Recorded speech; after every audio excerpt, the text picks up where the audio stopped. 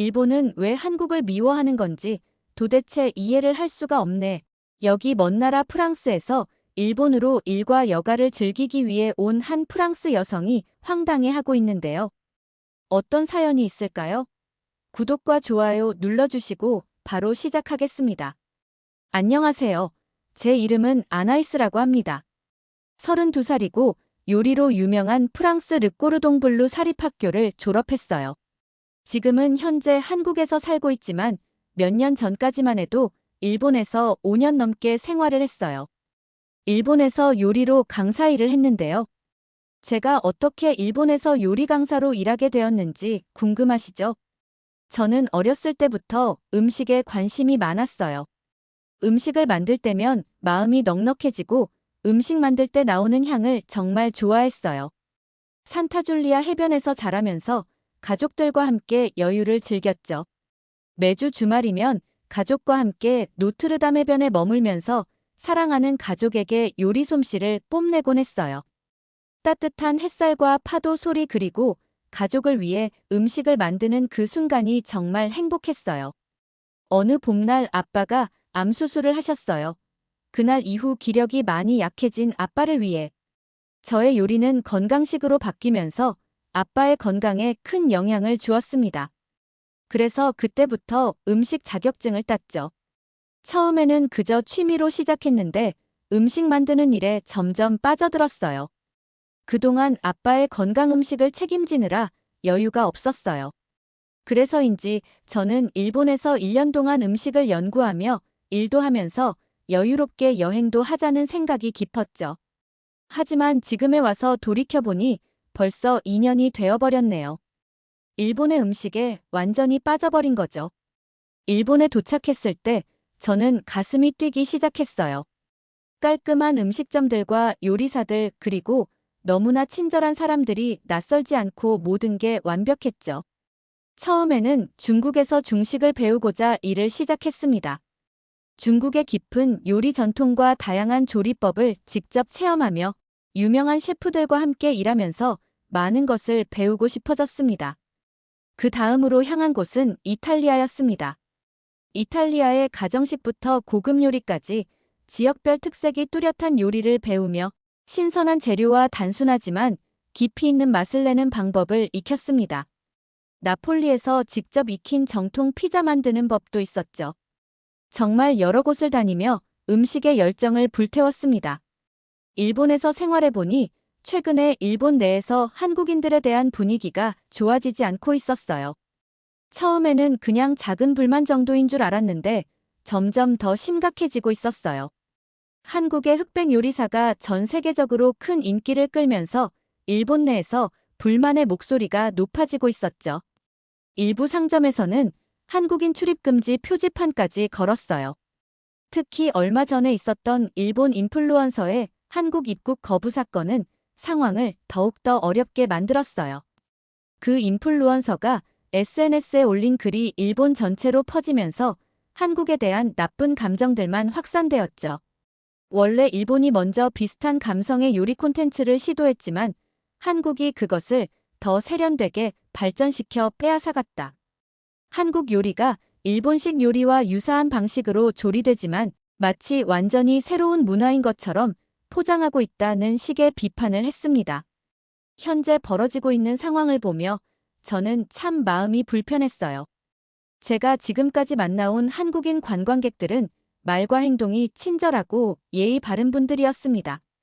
물론 어디에서나 문제를 일으키는 사람들이 있을 수 있지만 그것은 어느 나라든 마찬가지 아니겠어요? 특히 요리를 하는 한국 분들은 자부심이 강하며 자신들의 음식 문화에 대한 깊은 애정을 가지고 계셨죠. 저는 이러한 갈등이 단순한 오해에서 비롯된 것이라고 생각합니다. 서로를 이해하려는 노력이 부족한 것이지요.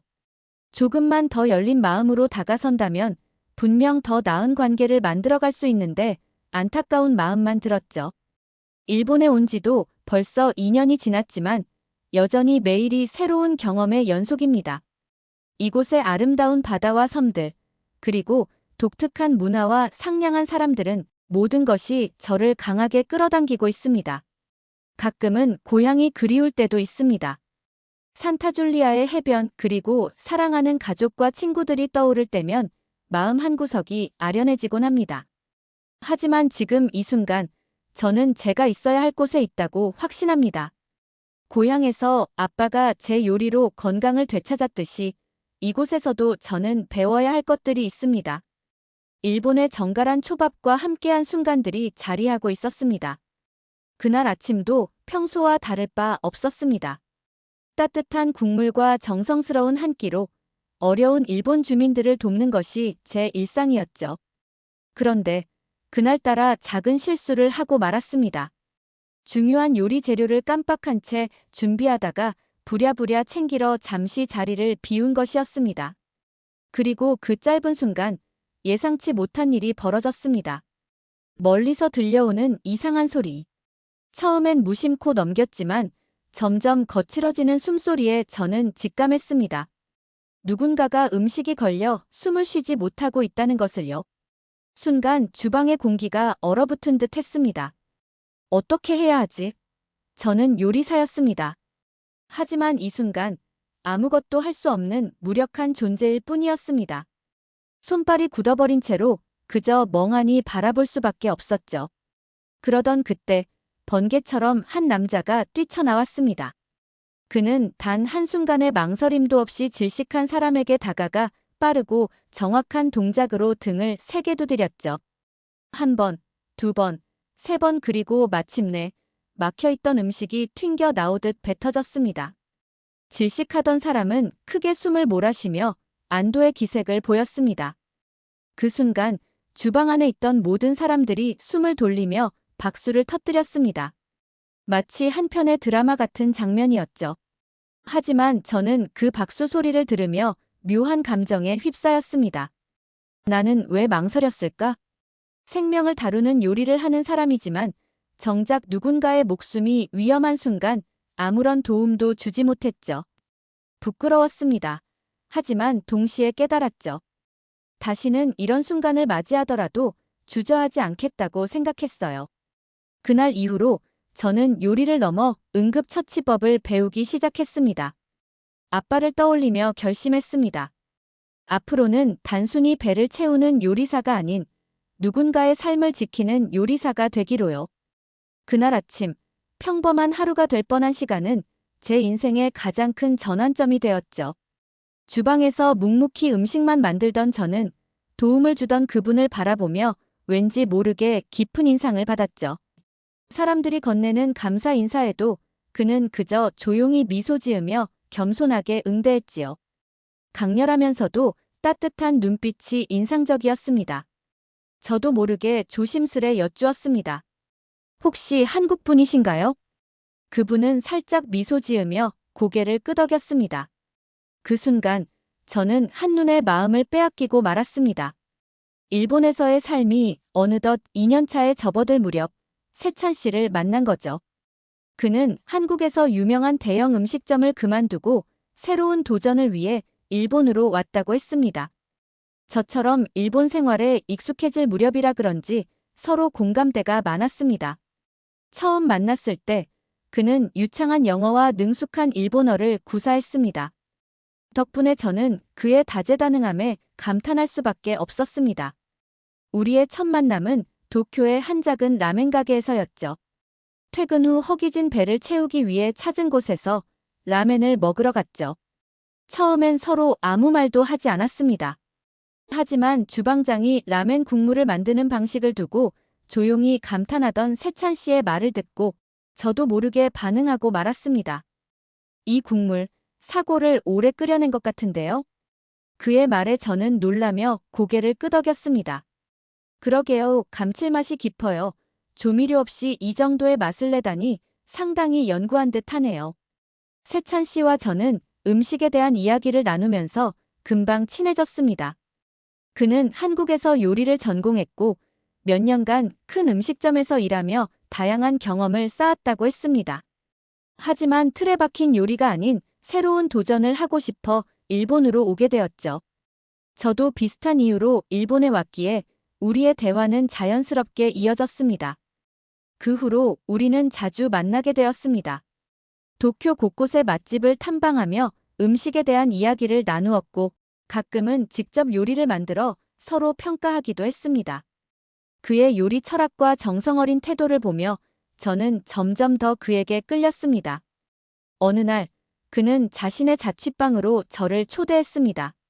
작은 부엌에서 직접 만든 김치전과 일본식 계란말이를 대접해줬는데 그 맛이 잊히지 않았습니다. 특히 그는 자신만의 비법으로 만든 김치전을 내밀며 웃었습니다. 이거 일본 사람들도 좋아할까요? 저는 김치전을 한 입 베어 물고 고개를 끄덕였습니다. 당연하죠. 일본식 오코노미야키랑도 비슷한 느낌이 있어서 부담 없이 먹을 수 있을 거예요. 그날 이후로 우리는 연인 사이로 발전했습니다. 세찬 씨의 따뜻한 마음과 지적인 면모, 그리고 모험을 즐기는 성격이 저와 너무 잘 맞았습니다. 함께 일본의 작은 골목길을 걸으며 새로운 맛집을 찾고 시장을 돌아다니며 요리 재료를 고르는 일상이 자연스러워졌습니다. 하지만 우리의 관계가 깊어질수록 저는 한국과 일본 사이에 불편했던 감정에 대해서도 더 많이 알게 되었습니다. 예를 들면 우리가 함께 한인 식당을 방문했을 때였습니다. 주인 아주머니가 반가운 얼굴로 세찬 씨에게 말을 걸었지만 옆 테이블에 있던 일본 손님들이 우리를 유심히 바라보는 것을 느꼈습니다. 어떤 이들은 별 신경을 쓰지 않았지만 어떤 이들은 미묘한 시선을 보내기도 했습니다. 일본에서 한국인이라는 사실은 여전히 복잡한 감정을 불러일으키는 순간이 있었습니다. 또 한 번은 일본 친구들과 세찬 씨를 소개하는 자리에서였습니다. 처음엔 화기애애했지만 역사적인 이야기로 주제가 넘어가자 분위기가 조금 어색해졌습니다. 한 친구가 세찬 씨에게 한국 사람들은 일본을 다 싫어하는 거 아니야? 라고 조심스럽게 묻자 세찬 씨는 잠시 생각에 잠겼다가 차분히 대답했습니다. 과거의 역사는 중요하지만 우리가 지금 이렇게 함께 대화하고 교류하는 것이 더 중요하다고 생각해. 음식도 그렇고 문화도 그렇고 결국 사람과 사람 사이의 만남이 가장 중요한 거니까. 그의 말에 모두 조용히 고개를 끄덕였습니다. 저는 그 순간 그가 얼마나 깊이 있는 사람인지 다시 한번 느낄 수 있었습니다. 2년이란 시간이 끝나가면서 일본에서 계획했던 시간이 마무리될 때가 다가왔어요. 이미 한국으로 돌아갈 준비를 하고 있었어요. 문득 우리의 시간이 기막히게 맞물려 끝나가는 것이 마치 운명처럼 느껴졌죠. 처음엔 당황스러웠어요. 일본에서의 삶은 너무나 완벽했고 이곳을 떠난다는 게 실감나지 않았으니까요. 하지만 이별은 끝이 아니라 새로운 모험의 시작일 수도 있다는 생각이 들었어요. 세찬 씨와 저는 밤새 이야기를 나눴어요. 한국에서의 삶은 어떤 모습일지, 제가 그곳에 잘 적응할 수 있을지 수많은 걱정과 기대가 교차했죠. 고민 끝에 우리는 한 가지 확신을 갖게 되었어요. 함께라면 어디에서든 새로운 시작을 만들어갈 수 있을 것 같았죠. 그렇게 우리는 한국으로 함께 떠나기로 결심했어요. 오랫동안 기다려온 한국행 비행기에 오르기 위해 나리타 공항에 도착하였습니다. 한국에서의 시간이 설렘과 기대감으로 가득 차 있었지만 출국 수속 과정에서 예상치 못한 문제가 발생하였습니다. 함께 한국으로 떠나기로 한 세찬 씨와 나란히 서 있던 출국 심사대에서 긴장한 표정을 지었습니다. 일본에서 머문 기간이 길었던 탓인지 직원은 여권을 유심히 살펴보며 몇 가지 추가 질문을 던졌습니다. 한국으로 가십니까? 무비자로 입국하시는 것이 맞으신가요? 직원의 다소 경직된 태도의 순간 당황했지만 차분하게 대답했습니다. 세찬은 그런 저를 걱정스러운 눈빛으로 바라보며 옆에서 가방을 꼭 쥐고 있었습니다. 출국 심사에서 시간이 예상보다 오래 걸리자 점점 초조해졌습니다. 반면 세찬 씨는 한국 국적자라 비교적 쉽게 심사를 통과하고 기다리고 있었습니다. 빨리 한국에 가고 싶어요. 속으로 되뇌며 출국 심사를 무사히 마친 후 안도의 한숨을 쉬며 세찬과 함께 탑승 게이트로 향하였죠. 한국으로 가는 게 너무 설레었죠. 세찬 씨는 저의 손을 꼭 잡아주니 마음이 차분해지는 걸 느낄 수 있었죠. 비행기는 순조롭게 인천국제공항에 도착하였습니다. 기내에서 바라본 공항의 모습은 유리창이 반짝이는 현대적인 시설로 가득했습니다. 기내 방송에서 현재 한국 시간으로 오후 3시 20분입니다라는 안내가 나오자 비로소 일본을 벗어나 한국에 도착했다는 사실을 실감할 수 있었습니다. 비행기 문이 열리자 가장 먼저 반긴 것은 깔끔하고 쾌적한 공항 내부였습니다. 탁 트인 천장과 밝은 조명이 비친 넓은 공간, 그리고 곳곳에 설치된 최첨단 전광판이 마치 미래도시 속에 들어온 듯한 느낌을 주었습니다. 정말 깨끗하네. 감탄하며 주변을 둘러보았습니다. 일본 공항도 깔끔했지만 인천공항은 한층 더 정돈된 느낌이었습니다. 바닥에는 먼지 하나 없었고 공항 직원들은 친절하게 사람들을 안내하고 있었죠. 옆에 있던 세찬도 미소를 지으며 말했습니다. 이제 진짜 한국에 온 거 실감나지? 입국 심사를 마치고 수화물을 찾은 뒤 공항의 대형 전광판을 바라보았습니다. 이때 시선을 사로잡은 것은 다름 아닌 K-팝 아이돌 그룹이 등장하는 디지털 광고였습니다. 화려한 LED 전광판에서 춤을 추는 아이돌들이 등장하며 광고 속에서 삐까삐까라는 가사가 반복되고 있었습니다. 순간 웃음을 터뜨렸습니다. 여기가 정말 한국이구나. 세찬은 미소를 지으며 말했습니다. 이제부터 본격적인 한국 생활 시작이야. 짐을 정리하고 공항을 빠져나오면서 깊은 안도감을 느꼈습니다. 일본 공항에서의 불필요한 긴장감과 달리 이곳에서는 자유롭게 새로운 경험을 맞이할 준비가 되어 있었습니다. 한국에서의 시간 정말 기대된다. 세찬과 함께 공항을 나섰습니다. 이제부터 본격적인 한국에서의 여정이 시작되는 순간이었습니다. 한국에서는 일본 요리보다 어떤 음식들이 있을까? 늘 궁금했죠. 일본에서 생활할 때는 라멘과 초밥을 주로 만들고 먹었지만 한국에서 맛본 비빔밥, 김치찌개, 삼겹살 등의 다양한 한식은 저에게 신선한 충격을 주었습니다. 단순히 맛있는 것을 넘어 한식이 가진 깊은 역사와 철학이 궁금해진 저는 직접 요리를 배우기로 했죠. 처음으로 찾은 곳은 서울의 광장시장이었어요. 세찬과 함께 시장을 둘러보며 각종 식재료를 구경했어요. 저는 다양한 나물, 젓갈, 떡볶이, 순대 같은 음식을 보며 연신 감탄했습니다. 이게 다 한국 음식이야? 다양한 재료들이 많이 있네. 한국에서는 계절마다 다른 반찬을 먹고 집집마다 레시피가 달라. 특히 김치는 집마다 맛이 다 다르지. 저는 시장에서 고추장과 된장을 사고 김치 재료도 준비했습니다. 김치를 직접 담가보는 것도 재미있겠다. 라는 생각이 들었어요. 세찬의 할머니 댁을 방문한 저는 본격적으로 김치 담그기를 배우기 시작했어요. 배추를 절이고 양념을 버무리는 과정은 생각보다 복잡했습니다. 특히 마늘과 생강을 듬뿍 넣고 고춧가루를 섞는 과정에서 저는 코끝이 얼얼해졌습니다. 이렇게 맵게 넣어도 괜찮을까요? 그래야 맛이 제대로 나요. 할머니는 웃으며 대답했습니다. 할머니는 처음 접하는데 손이 너무 빠르다며 칭찬했습니다. 손이 빠르다고요? 이해할 수 없었어요. 할머니는 웃으시며 칭찬하신 거라고 하셨습니다. 저는 정성스럽게 김치를 담갔고 몇 주 후 직접 담근 김치를 맛보며 뿌듯해했습니다. 한국의 손맛이라는 것이 무엇인지 조금씩 이해할 수 있을 것 같았습니다. 더 깊이 배우고 싶어진 저는 한 식당에서 단기 인턴을 하기로 했습니다. 주방에서 일하며 칼질을 배우고 불 조절을 익히며 한국 요리의 기본을 몸으로 배웠어요. 처음에는 양념의 비율을 맞추는 것이 어려웠지만 점점 감을 잡았습니다. 비빔밥을 만들 때 신선한 채소와 고추장을 섞는 과정이 재미있었고 불판 위에서 노릇하게 익어가는 삼겹살을 보며 한국에서 고기를 먹는 문화에 대해서도 이해하게 되었죠. 또 하나, 주방장으로부터 한식은 조화의 요리라는 말을 들었을 때 깊은 인상을 받았습니다.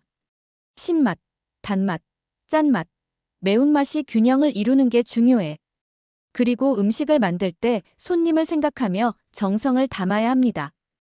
이 말은 저에게 요리의 철학을 깨닫게 해주었습니다. 한식에 대한 애정이 깊어진 저는 자신만의 퓨전 한식을 만들어 보기로 했어요. 영국식 스콘과 한국의 고추장을 결합한 고추장 치즈 스콘을 구워보고 불고기와 영국식 미트파이를 접목한 불고기 파이도 시도했습니다. 이 음식을 세찬 씨에게 선보이자 처음에는 반신반의하더니 한 입 먹고 깜짝 놀랐지요. 역시 음식의 대가 솜씨야, 맛있어. 저는 기뻤습니다.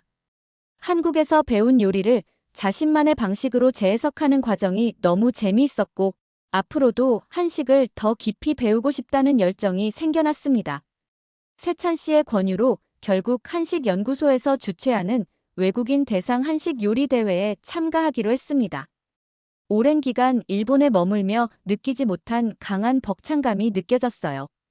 이번 일은 너무 뜻깊었습니다. 새로 개발한 불고기 미트파이로 출전했고 심사위원들에게 높은 평가를 받았습니다. 대회를 마친 후 저는 새로운 꿈을 품게 되었습니다. 한국과 서양 요리를 접목한 창의적인 퓨전 요리를 연구해보고 싶어. 일본에서 만난 세찬 씨의 만남으로 한국에서 이런 큰일을 이룬 것에 너무 흡족했습니다. 이제 제 한국 요리 여정은 새로운 출발점에 서 있습니다. 저는 앞으로 더 많은 한국 요리를 배우고 전 세계에 알리고 싶다는 목표를 가지게 되었지요. 한국에서의 생활은 단순한 경험이 아니라 제 인생에 있어 특별한 터닝 포인트가 된 것이었습니다. 희망이 되어준 세찬 씨의 도움으로 여기까지 온 게 감사할 따름입니다. 한국에 돌아온 세찬 씨는 다시 대형 음식점을 준비하며 바쁜 나날을 보내며 저는 한국 생활에 만족하며 요리를 배우고 있습니다. 이런 게 새로운 도전 아닐까요? 한국에서의 음식은 가족을 생각하게 만드는 묘한 정이 느껴집니다. 오늘은 가족이 더욱 그리워집니다. 외국인 한식 요리에서 탄 상금으로 프랑스에 있는 가족을 한국으로 초대하기로 했습니다. 이 도전은 단순한 요리 대회 그 이상이었습니다. 한국의 음식은 단순한 한 끼가 아니라 마음을 이어주고 추억을 불러일으키는 힘을 가지고 있었습니다. 정성스레 준비한 한식이 나를 가족과 다시 연결해 주었고 마침내 사랑하는 가족을 한국으로 초대할 수 있었습니다. 세찬 씨의 따뜻한 도움 덕분에 이번 여행은 단순한 만남이 아니라 함께 나누는 특별한 순간이 되었죠. 아빠는 벌써부터 저의 요리를 기대하며 손꼽아 기다리고 계십니다. 가족을 위해 가장 따뜻하고 정성 어린 요리를 준비할 것입니다. 이번 여행이 우리 가족의 가슴에 오랫동안 따뜻한 여운으로 남기를 바랍니다. 맛과 정이 깃든 한국에서 우리 가족은 하나가 되어 깊은 울림을 나눌 것입니다.